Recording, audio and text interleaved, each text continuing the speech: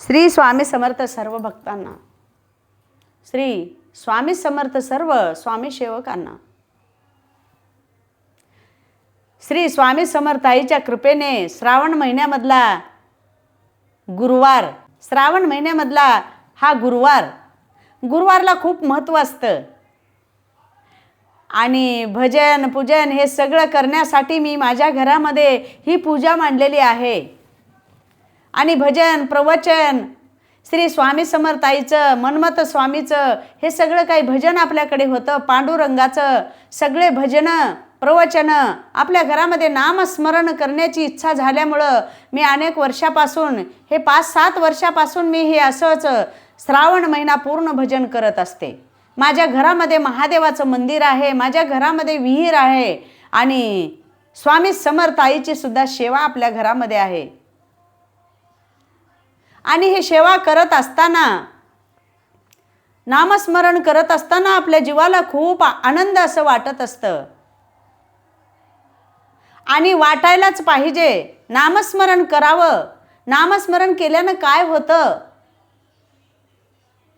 आणि अनेकाला वाटत असतं की बाबा आपण एक काहीतरी करायला लागले आहे आणि आम्हालाही सांगते काय होतं देवाचं केल्यानं, काय करावं लागतंय आणि हिनं रोज देवाचं करत असताना ह्याला काय स्वर्गातच जाणार आहे का आणि आम्ही नाही का, असं काही म्हणतात. पण आपण कुणीकडे लक्ष न देता आपण नामस्मरण करायला विसरायचं नाही. ज्यानं काही सेवा करील त्यानंच मेवा खाईल, ज्याचं त्याचं कष्ट ज्याच्या त्याच्यासोबत. आणि हे सगळं नामस्मरण करत असताना म्हणून आपल्याला चाणक्य बुद्धी दिलेला आहे, आपल्याला हा आत्मा, आपल्याला हे जे नरदेह दिलेला आहे, नरदेह ऐसा लाभला कैसा, कसा लाभलेला आहे. 84 लक्ष जन्म फिरक्यात आवचित प्राप्त नरदेह. ह्या 84 लक्षामधून फिरून फिरून फिरून ज्या वेळेला हे मानव देह निर्माण झालेला आहे, हा नरदेह, ह्या नरदेहामध्ये येऊन आपण करतो का तर काय. आम्हाला फक्त चांगल्याने चांगल्या साड्या नेसायच्या असतात, आम्हाला चांगलं ना चांगलं मेकअप करायचं असतं आणि पुरणाच्या पोळ्या खायचं असतं, अनेक भजे पुऱ्या खायचं असतं. आपल्या ह्या आत्म्याला जे जे खाऊ वाटलेलं ते खाण्यासाठी आपल्याला मानवाचा जन्म आलेला आहे असं आपल्याला वाटत असतं. ज्या वेळेला कोरोनाचा काळ आला, त्याच्या पाठीमागं भूकंप आलं आणि तेव्हा एकच गर्दा उठला की सर्वजण म्हणायला लागले, अरे बाबा सगळ्यांनी दळून आणा, डाळी दळून आणा, भजे करा, पोळ्या करा, खावा, आता कसंही सगळेजण मरणार आहोत. बघा हे किती त्या जीवात्म्याचं अट्टहास आपल्याला आहे. आपण ह्या जन्माला आलो, ज्या वेळेला परमात्मानं आपल्याला पाठवलेला आहे त्यावेळेला त्या परमात्माला सगळ्याचा विचार पडतो की बाबा हे जन्म घेतले पण यांना खाण्यासाठी जे जे आहे, खाणे दाने दाने पे लिखा है खाने वाले का नाम, एक एक दाण्यावर नाव लिहून आपलं पाठवलेलं आहे. ते मरू देईल का आपल्याला. पण आपल्या मात्र ओघ कुणीकडे आहे तर खाण्यापिण्याकडे, नटण्याकडे आणि आपल्या बुद्धीला, आपल्या डोळ्याला काय बघावं, आपण कुठं राहावं, काय काय पाहून यावं, एवढंच आपल्याला पडलेलं आहे. पण नवे हे न करता आपण आपल्या घरातील वडीलधाऱ्या माणसांना, आपल्या आईवडिलांना, आपल्या आजी आजोबांना, आपल्या आत्याला, आपल्या मावशीला, आपल्या सगळ्या गणगोताला आपण व्यवस्थितरित्या बोलायचं, प्रेम द्यायचं, आपण चांगलं राहायचं. ते आपल्यासोबत वाईट वागत असतील, वागू द्या. आपल्या आपल्या प्रारब्धाचा,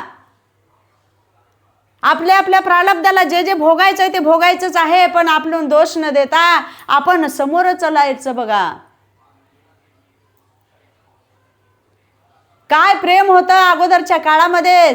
पहाटच्या पारी मायमाऊली उठायची, दळण दळायला बसायची आणि लहान बाळ लगेच उठल्यानंतर मांडीवरती घेऊन, एका मांडीवर बाळ आणि एका हातामध्ये खुंटा घेऊन आई ओढायची जातं, ओव्या म्हणू जातं ओढायची आणि असे गोडीनं संसार करायची. आठवा पहिल्याचा काळ आपल्याला आता पाहायला सुद्धा मिळत नाही. कशामध्ये गोडी नाही, भावा बहिणीमध्ये प्रेम राहिलेलं नाही, आई मुलीमध्ये प्रेम राहिलेलं नाही. मानवाने एवढं सगळं काही विसरून गेले, संस्कार राहिलेले नाहीत आपले.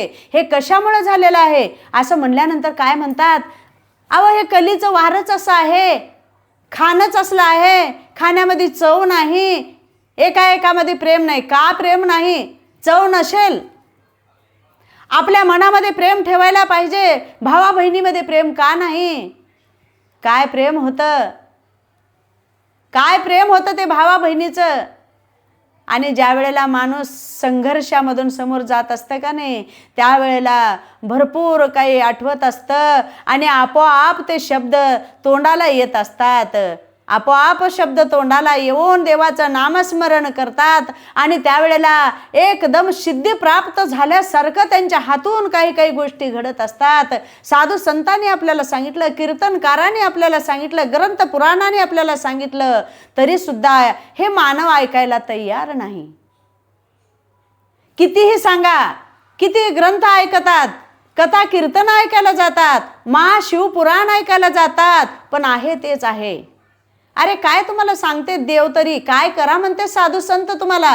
फक्त ज्यानं तुम्हाला जन्म दिलेला आहे, हा नरदेह प्राप्त करून दिलेला आहे. काय आहे ह्या नरदेहाचं? जीवात्मा एकदा आपल्या आत्म्यातून निघून जातो ना, त्यावेळेला आपल्या ह्या नरदेहाला, आपल्या ह्या नाशिवंत देहाला कोणी विचारत नाही.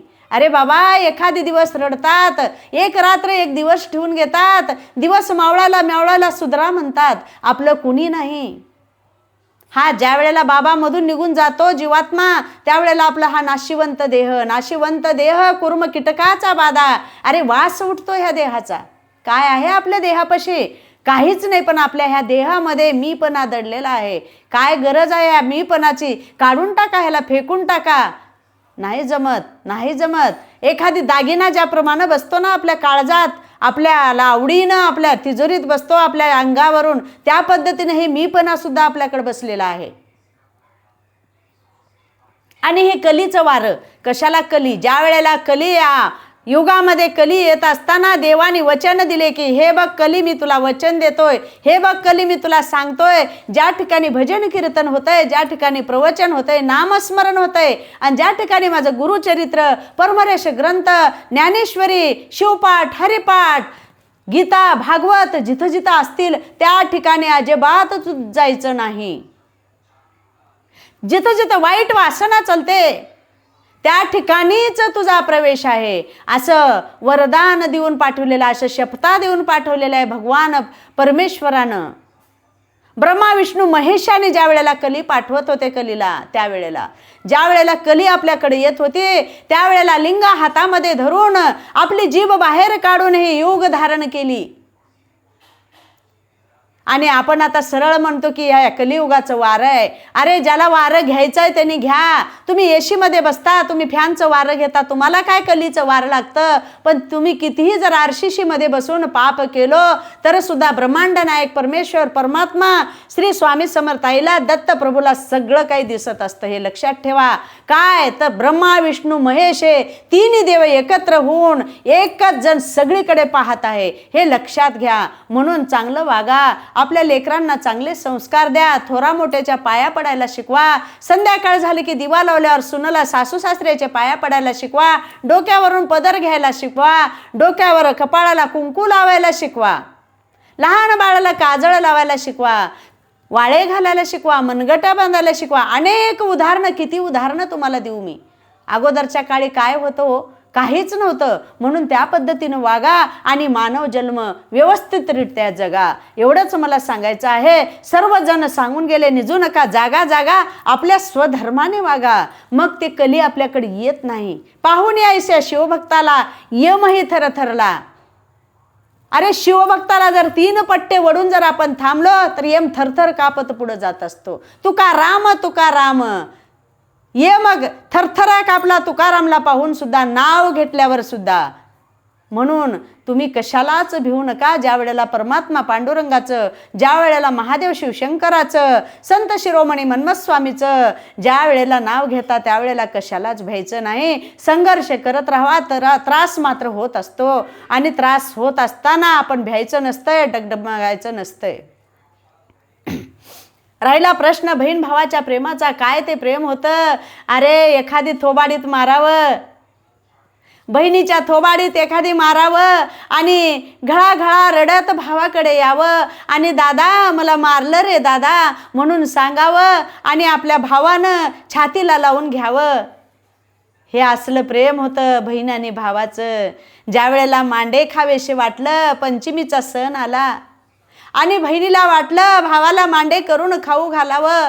दादा मी मांडे करते आणि पुरणपोळीचं सगळं काय अट्टहास केला आणि मांडे करण्यासाठी मुक्ताई थांबली आणि मांडे करायला तिला खापर मिळेना आणि धावत पळत कुंभाराच्या घरी गेला असता.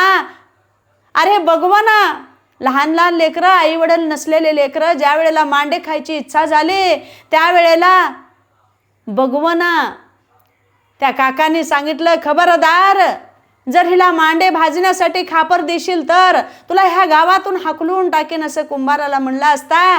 कुंभार सुद्धा डोळे भरून पाणी आणला आणि मुक्तेला सांगितला, मुक्ते मी खापर देणार नाही.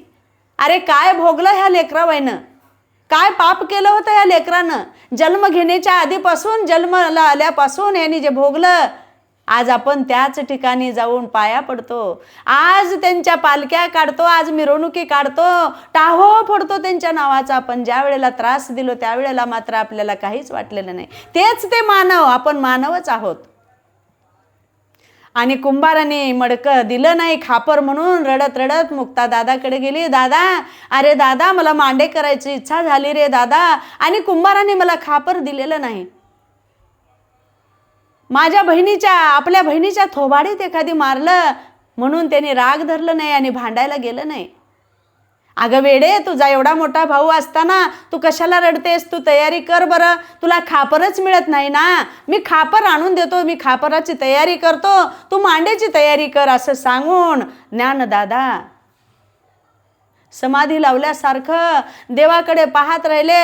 आपली व्यथा सांगत असताना अगदी डोळ्याला अश्रू न आणता, आज मी ज्या वेळेला सांगते त्यावेळेला माझ्या डोळ्यात अश्रू येतात, पण एवढं घट्ट मन, एवढं देवाशी लिंक, त्यांचं देवासोबत एवढं संभाषण आणि समाधी लावल्यागत बसून ज्या वेळेला म्हणलं, मुक्ते तू तयारी कर आणि तुला मी मांडे भाजण्यासाठी तू ये, तुझे उंडे करून घेऊन. दादा माझी सगळी तयारी झालेली आहे रे म्हणल्यानंतर भावाने अगदी लांब असं होऊन पाठ उघडी केलं आणि ज्या पद्धतीनं तवा लाल होतो त्या पद्धतीनं मधून वाफा निघायला लागल्या आणि मुक्तेचे मांडे त्याच्यावर भाजण्यात आले. हा संघर्ष असतो, ही सत्यता असते. हे करत असताना जेवढा त्रास होतो ना, ते त्रास भोगण्याची ताकद त्यांच्यामध्ये होते. म्हणून आज सुद्धा अजर अमर नाव त्यांचं आहे आणि जोपर्यंत सूर्यचंद्र राहतील तोपर्यंत त्यांचं नाव राहील. असे देवादिदेव होऊन गेले, आपल्याला सांगून गेले. आणि कसला त्यांनी हरिपाठ लिहिला, एकेका शब्दामध्ये, एकेका अक्षरामध्ये रडू येण्यागत हरिपाठ आहे. पण आपली तयारी नाही त्याच्याकडे पाहायची. तुळशीची माळ घालायची गळ्यामध्ये. अरे घाला, सगळ्यांनी करा, देवाचं नामस्मरण करा. कोणता दिवस, कोण दिवस येईल कैसा, नाही देहाचा भरवसा. आपण 4 दिवसाचे पाहुणे आहोत, आपल्याला ताकद नाही तेवढी, आपल्याला संघर्ष करायची तेवढी ताकद नाही, युक्ती नाही, शक्ती नाही. आपण कुठलं पोथी पुराण वाचलेलं नाही. म्हणून मी तुम्हाला सगळ्यांना हात जोडून सांगते की बाबा सगळ्यांनी नामस्मरण करा आणि सुखी राहण्याचा प्रयत्न करा. देवाचं नाव घेतलंय आणि वायाला गेलं असं कधी ऐकायला मिळणार नाही. थोडं तरी तुमचं संकट दूर करतील परमात्मा पांडुरंग, ब्रह्मांडाचा नायक भोलानाथ शिवशंकर आपल्या पाठीशी उभे आहेत. म्हणून असंच एक प्राची पाटलाच्या घरामध्ये अजिबात शांती नाही, समाधानी नाही, सुख नाही. सतत घरामध्ये भांडणं, किरकिऱ्या असे व्हायचे. आणि माझ्याकडे सुद्धा असे कमेंट्स आज आलेले आहेत की ताई आमच्या घरामध्ये खूप किरकिऱ्या व्हायला लागलेल्या आहेत आणि काहीतरी उपाय सांगा. तर ह्या अनुभवामधून आपण उपाय ऐका आणि तो उपाय करा. तुमच्या घरामध्ये शांतता लाभल्याशिवाय राहणार नाही. म्हणून हे व्हिडिओ पूर्ण पहा आणि तुम्ही उपाय ऐका. तर प्राची पाटलाने दररोज तिच्या घरी छोटासा हॉटेल होता. त्या हॉटेलमध्ये आई वडील आणि ते पाटील हे सगळं काही मुलीनं काम करायचं. दिवसभर काम करायचं हॉटेलचं. लोकांना, आलेल्या लोकांना जेवायला द्यायचं, सगळी काही सेवा करायची. आणि संध्याकाळी येऊन ज्या वेळेला हिशोब करतात त्यावेळेला मात्र आपलेच 4 पैसे जास्त गेलेले पण 1 रुपयाचा सुद्धा मुनाफा होत नाही. असं चालूच तिच्या घरामध्ये आणि रात्री येऊन डोळे भरून शांत झोपावं, उपाशी पोटी का होईना झोपावं म्हणून झोप घेत असताना घरामध्ये कर्र असा आवाज व्हायचा. विचित्र विचित्र असे आवाज त्या प्राची पाटील यांच्या घरामध्ये यायचा. हे येत असताना अगदी घाबरल्यागत व्हायचं. रात्र रात्र थरथरा कापायचे. उठून एका एका कोपराला एक एक जण बसायचे किंवा एकेकाला बिलगलून रडायचे. हे काय असं चमत्कार होतो आपल्या घरामध्ये असं म्हणत रडत बसायचे आणि कुणालाच आपलं संकट न सांगता अजून उठले की हॉटेलमध्ये जायचे. असं करता करता एक दिवस उजाडला. परमात्मा पांडुरंग, परमात्मा ब्रह्मांड नायक दत्त प्रभूला कीव आली आणि एक सावंत नावाचा व्यक्ती त्यांच्या हॉटेलमध्ये जेवणासाठी आला आणि काखेमध्ये एक बॅग अडकावून आला आणि त्या बॅगेमध्ये गुरुचरित्र संक्षिप्त ही पोथी होती त्यांच्याकडे. त्या बॅगेमध्ये हे संक्षिप्त असताना जेवण फार सुंदर झालेलं आहे असं प्राची पाटलाच्या आईला म्हणत असताना सावंतांनी प्राची पाटील जवळ आल्या आणि धडधडा रडू लागल्या. हे बघा दादा, आमच्या हॉटेलमध्ये कसलंच बरकत नाही, आम्हाला कसलाच 1 रुपयाचा मुनाफा होत नाही आणि आम्हाला खूप खूप त्रास होतोय. आम्हाला जगणं आणि मरणं एकच झालेलं आहे. हे सगळे व्यथा ऐकल्यानंतर त्या सावंतांनी सांगितलं, हे परमात्म्याला सगळीच चिंता असते आणि कुणाच्या ना कुणाच्या रूपानं तुमचा भोगून संपल्यानंतर देव पाठवत असतो. असं म्हणल्यानंतर सावंताची प्राची पाटलाची आई सांगितली सावंताला, हे दादा, आम्हाला काहीतरी उपाय असाल तर सांगा, आम्ही ते करायला तयार आहोत, पण आमचं हे सगळं काही संकट दूर होऊ द्या. असं सांगितल्यानंतर त्याने सांगितले की बाबा, हे गुरुचरित्र संक्षिप्त छोटासा ग्रंथ आहे, तुमच्या घरामध्ये न्या, याची पूजा करा, आपल्या घरामध्ये गुरुचरित्र ठेवा आणि स्वामी समर्थाईचा फोटो आणा, तुळजाभवानीचा फोटो आणा, पूजा करा आणि तुमच्या घरातलं पिशाची बाधा सुद्धा पळून जाईल आणि तुमच्या घरामध्ये तुमच्या कामाला यश मिळेल, तुमचं हॉटेल सुद्धा छान चलेल. असं म्हणल्यानंतर पहिल्याच गुरुवारी स्वामी समर्थाईची मूर्ती आणली आणि अभिषेक घातला. गुरुचरित्र ग्रंथ घरामध्ये ठेवला. गुरुचरित्र संक्षिप्त वाचायला सुरुवात केलं. स्वामी समर्थ सारामृताचे 3-3 अध्याय घ्यायला चालू केलं. तारक मंत्र करायला चालू केलं आणि बघता बघता प्राची पाटील यांच्या घरामधले जे पिशाच बाधा होते ते बोलायला लागले आणि बाहेर पळून जायच्या बाणीमध्ये आले. त्यावेळेला तिच्या घरामध्ये तिचे काका, घरामध्ये स्फोट झाला असता जळून वारलेले तिचे काका त्या प्राची पाटील सोबत बोलायला लागले. रात्रीच्या वेळेला सांगितले, भिऊ नकोस, मी तुझा काका आहे आणि तुझ्या घरामध्ये जे ग्रंथ ठेवलीस ना, त्याच्यासाठी आम्हाला सगळ्याला घरातून पळून जायला भाग पडलेला आहे. आम्ही गेली 16 वर्षे तुझ्या घरामध्ये तळ ठोकून बसलेलो होतो आणि तुझ्या पाठीशी लागलेलो होतो, तुला वरी येऊ देत नव्हतो, तुझ्या घरकामामध्ये घरामध्ये शांती समाधानी ठेवत नव्हतो आणि मी तुझा काका आहे आणि तुझी आत्या तुझ्यावर करणी करत आहे आणि ते तुझ्या आत्याला जाऊन सांग, आजपासून तू करणी करणं बंद कर, नाहीतर तुला दत्त प्रभू जाळून खाक करतील, एवढंच सांग आणि तू घरी परत ये आणि आपलं गुरुचरित्र चालू ठेव. असं सांगितल्यानंतर कोण सांगितलं हे? तिच्या मेलेल्या काकांनी, मृत आत्म्यानं त्या प्राची पाटलाला सांगितलं. हे जिवंत उदाहरण आहे 2012 सालचं.